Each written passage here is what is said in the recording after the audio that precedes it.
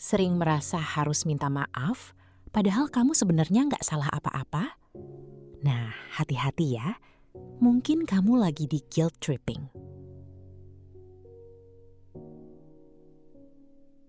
Aku tahu persis rasanya. Mungkin selama ini kamu merasa ada beban berat di pundak setiap kali harus berinteraksi sama orang tertentu. Kamu merasa seperti berjalan di atas pecahan kaca, takut salah bicara, atau takut bikin mereka kecewa. Tapi, pernah nggak sih, di saat kamu akhirnya berani jujur, malah kamu yang dipojokkan? Jadi di sini aku bakal bahas kenapa perasaan bersalah yang kamu rasakan itu sebenarnya bukan milikmu, melainkan beban orang lain yang sengaja ditaruh di pundak kamu. Kita sering menganggap rasa bersalah itu sebagai indikator moral, tanda bahwa kita melakukan kesalahan. Tapi dalam psikologi, guilt tripping itu bukan soal moralitas kan? Itu soal kendali. Ini adalah taktik manipulasi emosional di mana seseorang sengaja memicu rasa bersalah kamu supaya kamu melakukan apa yang mereka mau. Bayangkan ini, kamu lagi capek banget, butuh waktu buat diri sendiri. Terus kamu nolak ajakan seseorang. Tiba-tiba dia bilang, "Ya sudah, nggak apa-apa. Aku memang terbiasa kok sendirian. Lagi pula siapa sih aku ini buat kamu?" Kalimat itu bukan cuma sekedar curhat, tapi itu adalah senjata. Secara sadar atau tidak, mereka sedang menyerang titik empati kamu. Mereka ingin kamu merasa jahat cuma karena memprioritaskan diri sendiri. Sampai akhirnya kamu menyerah dan bilang, "Ya sudah, ayo kita pergi." Nah, di video kali ini, aku ingin kamu lebih aware.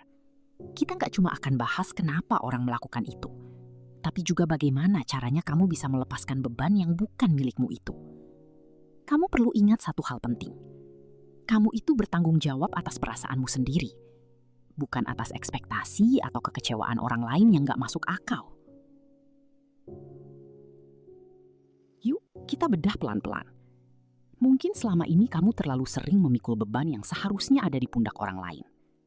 Mari kita cari tahu cara membedakan kapan kamu memang salah dan kapan kamu cuma sedang dimanipulasi agar merasa bersalah. Sebenarnya, guilt tripping itu bukan tentang kesalahan kamu loh. Ini adalah bentuk kontrol yang halus. Bisa dibilang taktik melimpahkan beban emosional yang seharusnya milik mereka ke pundak kamu. Bayangkan seperti ini. Seseorang melakukan kesalahan, tapi alih-alih mengambil tanggung jawab, mereka justru membalikkan keadaan supaya kamu yang merasa bersalah karena sudah menegur atau menuntut keadilan. Ini adalah cara mereka melindungi ego, supaya mereka nggak perlu menghadapi konsekuensi dari tindakan mereka sendiri. Nah, dalam psikologi, ini sering berkaitan dengan fenomena yang kita sebut emotional dumping. Kamu mungkin pernah merasa capek banget habis ngobrol sama seseorang. Padahal kamu nggak ngapa-ngapain kan? Itu karena mereka menjadikan kamu tempat sampah emosional mereka. Mereka menuangkan rasa kecewa, marah, atau kegagalan mereka ke kamu dengan cara menyalahkan keadaan atau menyalahkan kamu supaya mereka merasa lebih ringan. Secara nggak sadar, mereka sedang memanipulasi persepsi kamu. Mereka ingin kamu merasa berhutang budi atau merasa sebagai orang jahat kalau kamu nggak menuruti kemauan mereka. Pola ini biasanya berulang, dan kalau kamu nggak hati-hati, ini bisa bikin kognitif disonans. Kondisi di mana kamu jadi bingung sama realita kamu sendiri. Kamu mulai meragukan penilaianmu, bertanya-tanya, apa benar ya aku yang salah? Apa aku yang terlalu sensitif? Padahal, perilaku mereka itu adalah bentuk defensif. Mereka takut dianggap buruk, jadi mereka membuat kamu merasa buruk lebih dulu. Kamu perlu sadar bahwa emosi mereka adalah tanggung jawab mereka sendiri. Kalau mereka merasa kecewa karena kamu nggak mau mengalah, itu bukan berarti kamu melakukan kesalahan. Itu artinya mereka sedang kehilangan kontrol atas orang lain, dan itu bukan beban yang harus kamu pikul. Mengenali pola ini adalah langkah pertama untuk memutus rantainya. Saat kamu mulai merasa berat setelah berinteraksi dengan seseorang, berhentilah sejenak. Tanyakan pada dirimu sendiri, apakah perasaan bersalah ini muncul karena aku memang berbuat salah? Atau karena orang ini sedang mencoba membuatku merasa bersalah agar dia bisa lari dari tanggung jawabnya? Kamu berhak untuk gak menjadi tempat sampah bagi emosi orang lain. Dan kamu berhak untuk memegang kendali atas perasaanmu sendiri. Kamu gak perlu menanggung beban yang bukan milikmu. Tapi, pernah gak sih kamu bertanya-tanya, kenapa ya dari sekian banyak orang, kok justru kamu yang paling sering kena guilt tripping ini? Kenapa rasanya gampang banget buat orang lain bikin kamu ngerasa jahat atau gak berguna? Sebenarnya, nah ini tuh bukan kebetulan kok. Secara psikologis, ada sisi dalam diri kita yang seringkali mengundang perilaku ini tanpa kita sadari. Kalau kamu merasa gampang banget terjebak, mungkin karena kamu punya empati yang terlalu tinggi. Atau kamu adalah seorang people pleaser. Coba kita refleksi bareng ya. Kalau kamu punya empati yang besar, kamu kan cenderung bisa merasakan apa yang orang lain rasakan. Masalahnya, pelaku guilt tripping justru memanfaatkan pintu empati kamu ini. Mereka tahu kamu peduli, dan mereka memakai kepedulian itu sebagai senjata. Lalu, ada juga nih suara kecil di kepala kamu, yang mungkin sudah ada sejak lama. Seringkali, rasa bersalah yang muncul otomatis itu adalah gema dari masa lalu. Mungkin dulu saat kamu kecil, kamu sering dikritik atau dibuat merasa bersalah kalau kamu gak memenuhi ekspektasi orang-orang di sekitarmu. Jadi, kamu akhirnya belajar bahwa menjadi baik itu berarti harus selalu mengalah. Inilah yang kita sebut dengan conditioned response. Kamu merasa bersalah bukan karena kamu melakukan kesalahan nyata, tapi karena secara sistemik, otakmu sudah terprogram untuk takut mengecewakan orang lain. Bayangkan shadow self atau sisi gelapmu yang menyimpan ketakutan akan penolakan. Saat seseorang melakukan guilt tripping, dia sedang menekan tombol takut ditolak itu. Kamu takut kalau kamu gak menuruti mereka, kamu akan dianggap egois, ditinggalkan, atau bahkan dibenci. Akhirnya, kamu memilih untuk mengalah daripada menghadapi rasa sakit karena penolakan tersebut. Menyadari hal ini adalah langkah awal yang besar loh. Kamu itu bukan orang yang salah atau lemah. Kamu cuma orang yang terlalu banyak memberi.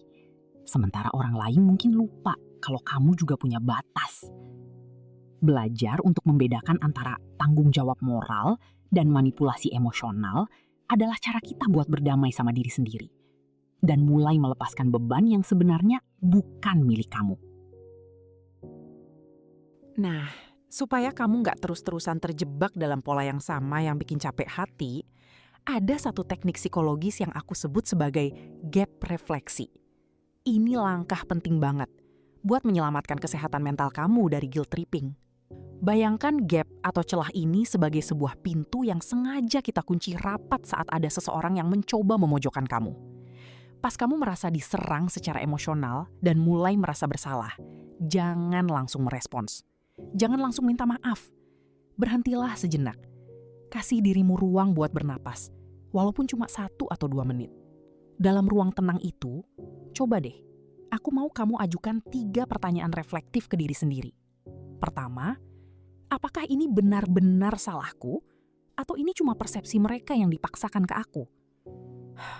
Soalnya sering banget, orang yang melakukan guilt tripping itu punya narasi sendiri di kepala mereka.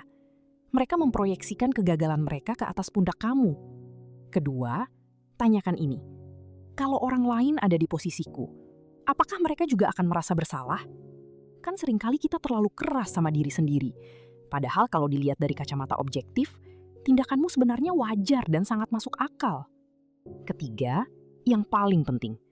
Apa motif di balik kata-kata mereka? Mereka benar-benar ingin menyelesaikan masalah atau mereka hanya ingin mendapatkan apa yang mereka mau dengan cara bikin kamu merasa tidak nyaman? Nah, teknik ini ngebantu kamu buat memisahkan mana realita dan mana manipulasi. Kamu perlu sadar kalau minta maaf itu bukan berarti kamu selalu salah. Tapi kalau kamu terus-terusan minta maaf untuk hal yang bahkan bukan tanggung jawabmu, kamu sebenarnya sedang melatih orang lain untuk terus menginjak batasanmu. Dengan memberikan gap refleksi ini, kamu sebenarnya sedang membangun dinding pertahanan yang sehat. Jadi, kamu gak lagi bereaksi secara impulsif karena rasa bersalah, melainkan merespons dengan kesadaran penuh. Kamu berhak untuk tidak merasa bersalah atas pilihan hidupmu yang sehat. Dan kamu punya kendali penuh untuk menentukan kapan harus meminta maaf dan kapan waktunya untuk tetap berdiri teguh pada prinsipmu. Nah, sekarang bagian paling krusial adalah gimana caranya kamu mengeksekusi boundary statement atau batasan kata-kata pas mereka mulai melancarkan guilt trip-nya ke kamu. Ingat ya, kunci menghadapi manipulator itu sebenarnya simple. Jangan kasih mereka bahan bakar. Biasanya kan, semakin panjang penjelasan yang kamu kasih, justru makin besar celah yang mereka temukan buat muterbalikan fakta. Atau malah bikin kamu ngerasa makin bersalah. Coba deh, praktekkan kalimat ini.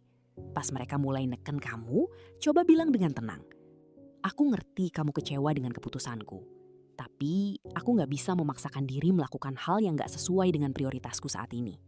Perhatiin ya, kalimat ini tuh efektif banget karena 3 alasan psikologis. Pertama, kamu mengakui emosi mereka. Aku ngerti kamu kecewa. Ini tuh ngeredam api kemarahan mereka tanpa harus membenarkan tindakan mereka.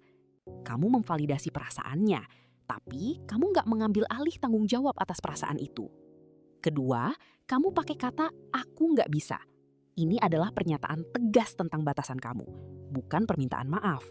Kamu nggak lagi berargumen, kamu lagi menyatakan fakta tentang kapasitas diri kamu. Ketiga, kamu bawa kata prioritasku.